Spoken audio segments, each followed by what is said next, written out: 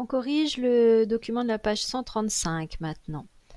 Donc, question 1, identifier le document. Ce document, c'est un dessin de presse ou une caricature, hein, vous verrez la différence au lycée, qui a été faite par le dessinateur Plantu, publié dans le journal Le Monde, c'est un grand quotidien français, le 11 novembre 1989, et ce dessin porte sur la chute du mur de Berlin. Par rapport à l'esprit critique, vous avez dû préciser deux choses. D'abord, la nature du document. C'est un document qui exagère, déforme et donne le point de vue de l'auteur, donc qui n'est pas neutre. La chute du mur de Berlin ne s'est évidemment pas passée à la manière dont, dont la scène est décrite sur le dessin. La date a dû vous permettre de préciser le contexte. On est 2 jours après la chute du mur de Berlin. Question numéro 2.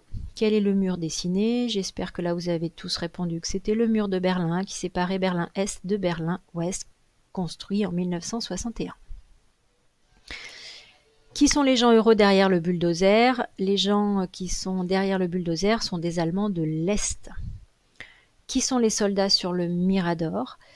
Les 2 soldats sur le Mirador sont des soldats russes. Ce n'étaient pas des soldats russes qui surveillaient le mur de Berlin d'ailleurs.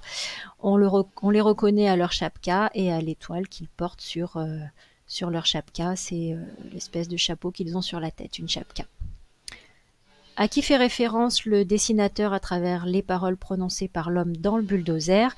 J'espère que vous avez mentionné le discours de Kennedy prononcé 2 ans après la construction du mur de Berlin. Discours dans lequel il avait prononcé ces mots en allemand « Je suis un Berlinois ». Quel est le point de vue du dessinateur sur l'événement qu'il représente? Le dessinateur est favorable à cet événement. Il partage la joie nous montre en tout cas la joie des Allemands, et nous avons un soleil dans le ciel qui dissipe les nuages. Voilà pour ce document.